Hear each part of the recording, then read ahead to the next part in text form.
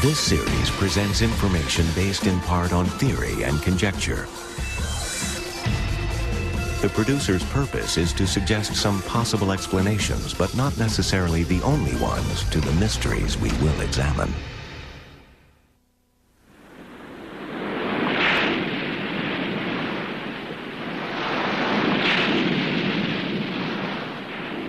On a remote island in the Pacific Ocean, a frightening and mysterious massacre took place. A race of stone giants carved 1,000 years ago guard the shore in silence, as if unable to endure what they have witnessed. The clues to the mystery remain locked behind mute lips. There is no voice to tell who carved the giants and why hundreds of them were destroyed in the Easter Island Massacre.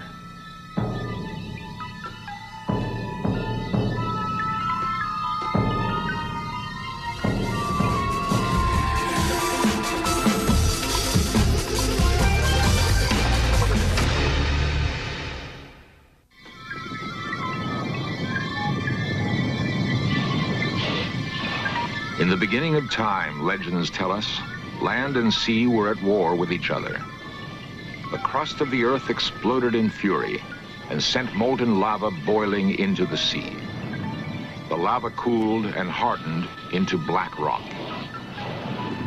Eons ago, an island was born, forged in agony and cursed with a destiny that hangs over it to this day. It is Easter Island, a jagged speck of land on the endless seas halfway between the coast of South America and Tahiti.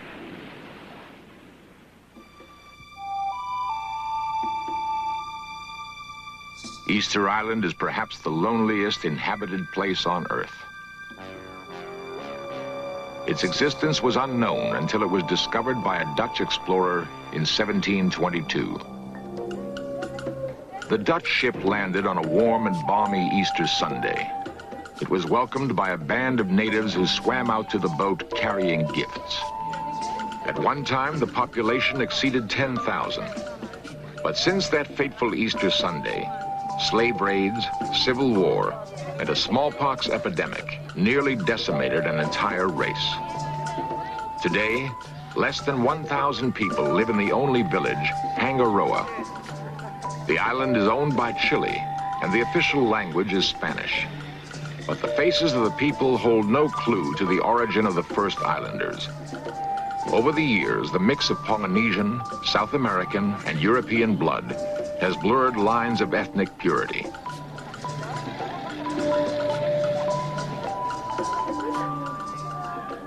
It was on Easter Island that mankind had one of its most curious ideas. No one knows who had it or why. But the inhabitants of that lonely island undertook what is perhaps one of the most amazing engineering projects of ancient time. They did not build pyramids or tombs.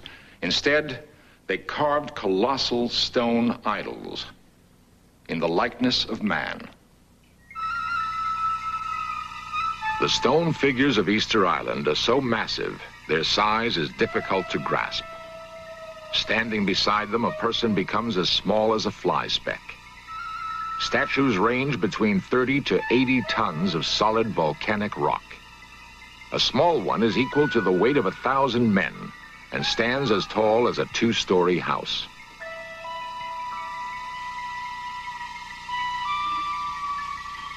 They cover the entire island. Each has a unique character. Some morose and brooding, others almost comical.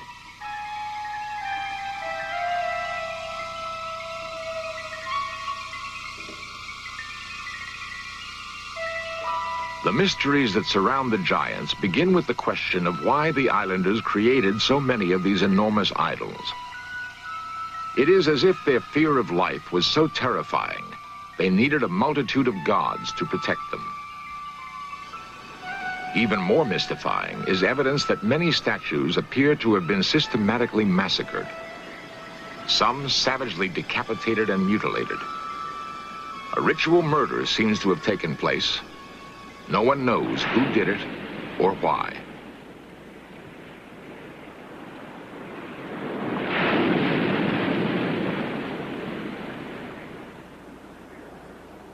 The search for answers begins in the quarry, the crater of an extinct volcano, Rano Raraku, a dark and forbidding womb.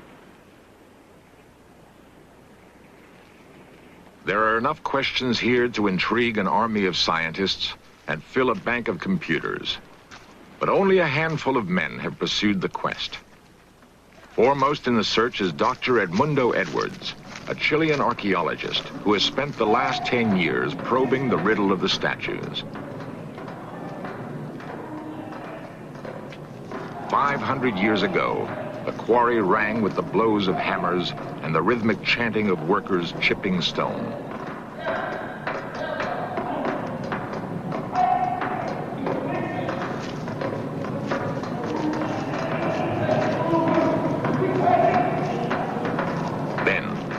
Quite suddenly, work was abandoned. Half-finished forms are embedded in the side of the volcano, ranging from embryos to fully formed young gods.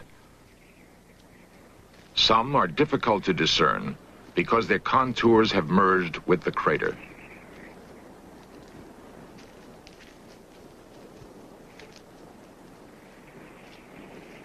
Work was stopped so suddenly that the presence of the workers can still be felt. Tools lie in their place, undisturbed for centuries. Crude basalt chisels that were used to carve the expressive faces of the stone gods. Where once the sound of 1,000 hammers filled the air, now there is not even an echo. Once finished, all that remained was to sever the umbilical cord. An elaborate pulley system lowered the statues from the mouth of the volcano down the slope. Here, the monoliths were free to begin their lumbering march to the sea. Ancient legend has it that the stone gods were endowed with a supernatural power called mana, a power that enabled them to walk from the volcanic quarry to the sea. There they stopped, each in its place, and turned their backs to the sea so they could cast their mana over the land. The mana emanated through the eyes. The last ritual act of the carvers was to open the stone lids so the mana could escape. At one time, open-air temples lined the coast. Then, all the statues with open eyes were smashed and desecrated.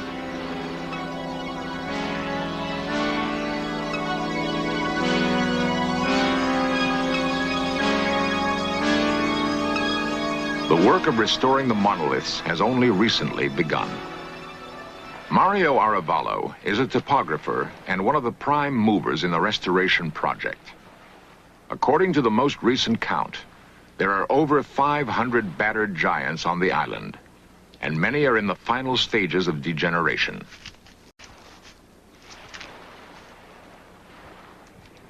Mario and archaeologist Edmundo Edwards wage a desperate battle to stave off the effects of erosion. The work involves the painstaking process of plotting the position and alignment of each statue. So far, only 12 have been restored because there isn't enough manpower or machinery to save more. Somehow, the statues were transported across 20 miles of rough terrain to the sea. No evidence remains of how the engineering feat was accomplished. But a primitive boat rolling method, still used by local fishermen, provides a glimmering of how it was done. The theory holds that the statues were rolled over miles of wooden skids to the beach. If true, this is one of the earliest uses of rollers known to man. Not even the more technologically advanced Egyptians knew of this method when they moved the giant blocks for their pyramids. How did a people isolated by thousands of miles of endless sea develop an advanced engineering skill?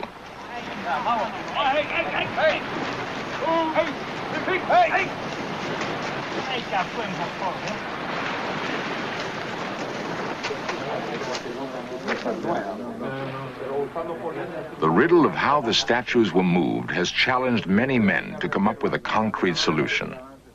Diagrams illustrate what the ancient method might have been. For Roberto Forster, a local engineer, the theory of the giant rollers is not enough. He swears he can demonstrate a more practical method. He calls his invention the fulcrumista.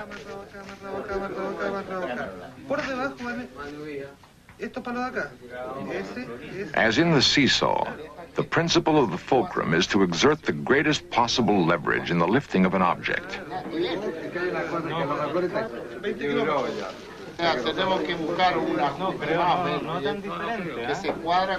In an experiment executed on a small scale, Roberto intends to move a 5-ton stone to prove how a 50-ton giant might once have been transported.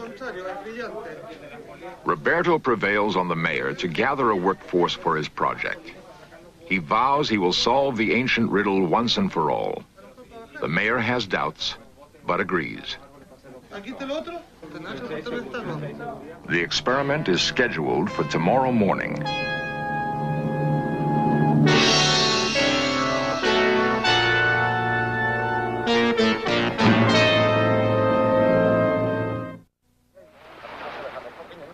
The experiment will be carried out on a small scale. A 5-ton stone replacing the 50-odd tons of a monolith. On the appointed morning, a workforce gathers for the momentous test. Roberto's fulcrumista will either stand or fall. Edmundo, Mario, and even the mayor himself have joined in the effort to put to rest once and for all the question of how the statues were moved.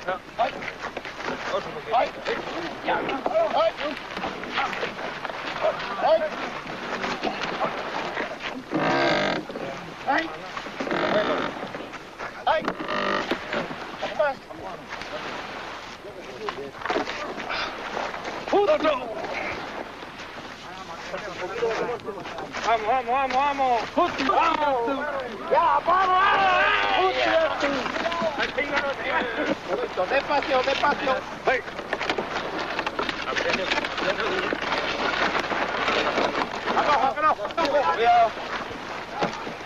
A fiasco. Indeed, if the attempts of modern man to solve these incredible engineering feats meet with failure, think of the ingenuity of the ancient carvers. One may well wonder if the peoples of those early times did not have gifts that have been lost to us. The secret remains locked behind stone faces. Faces that remind archaeologists of another face staring out over its mountain kingdom.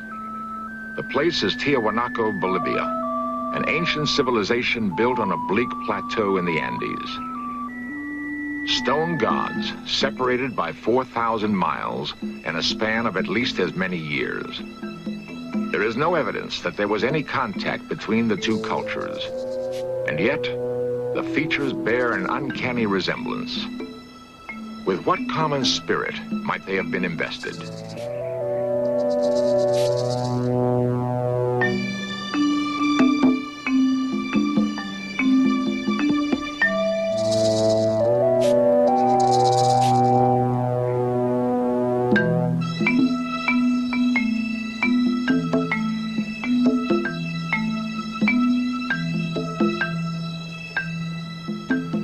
Perhaps one of the 7 written tablets found on the island contain the answer.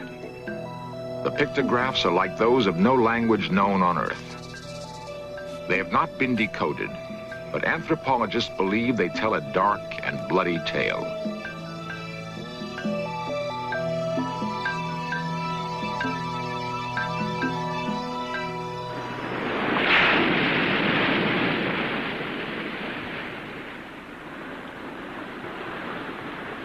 There is evidence that long ago the island was torn by terrible civil strife, with brother pitted against brother.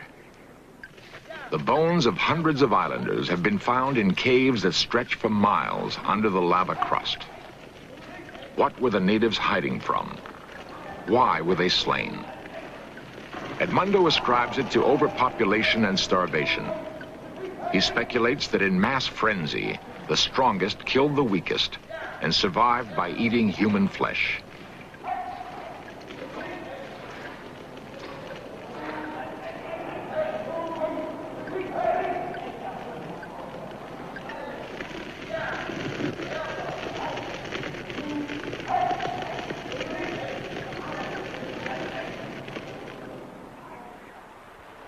The survivors set up the worship of a new god, the Birdman, who dove on his prey from the sky.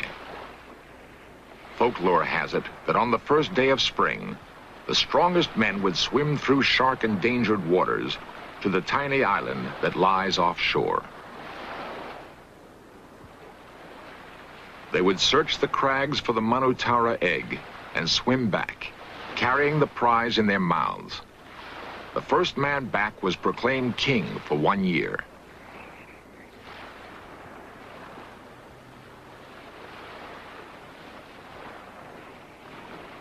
Perhaps the petroglyphs tell the story of the days that preceded the Birdman cult.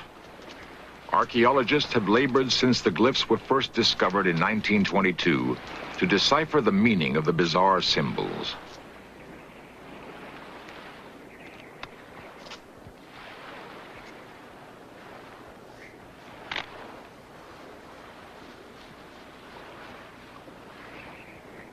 The chalk paint accentuates the designs, but cannot unlock the meaning of the curious etchings. Only a tragic face remains as an emblem of past events.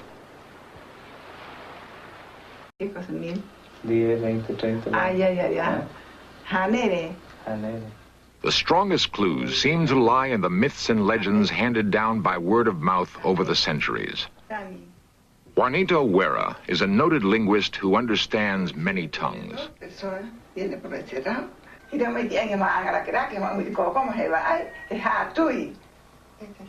The old woman begins to chant a tale about a war between the long ears and the short ears.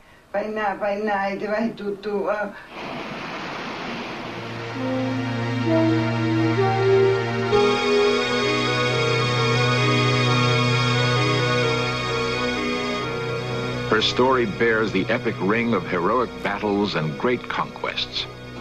It sounds like a tale out of ancient Greece, a great saga in which the short ears rose from enslavement, and in a battle that rumbled like the quaking of the earth, slew every man, woman, and child who had long ears.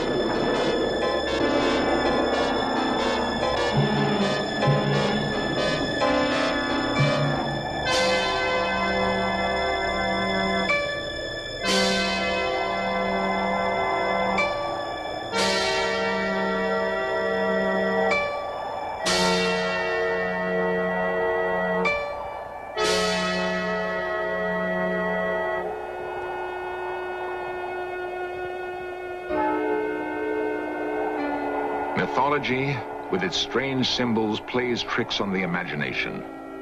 But it springs from real events that once occurred. And there is little doubt that the events on Easter Island have been bloody and tragic. The tragedy was matched by the fate of the islanders and provides a final clue to the Easter Island mystery. History records that thousands of natives died under the guns of their conquerors and from the dread diseases brought with them.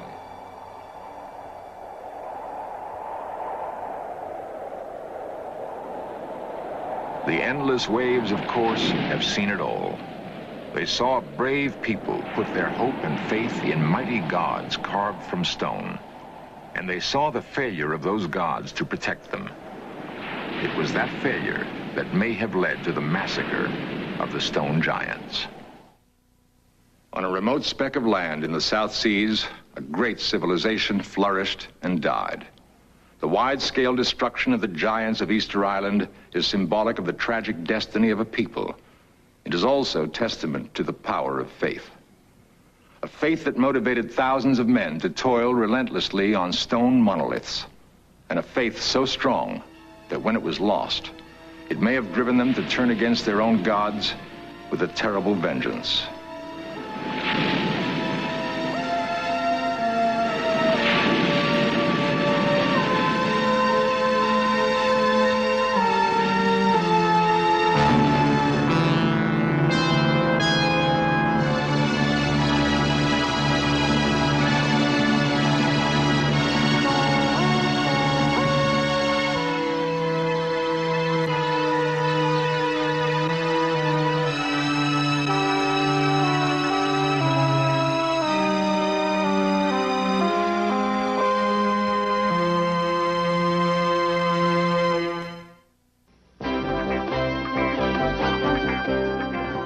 Lost civilizations, extraterrestrials, myths and monsters, missing persons, magic and witchcraft, unexplained phenomena.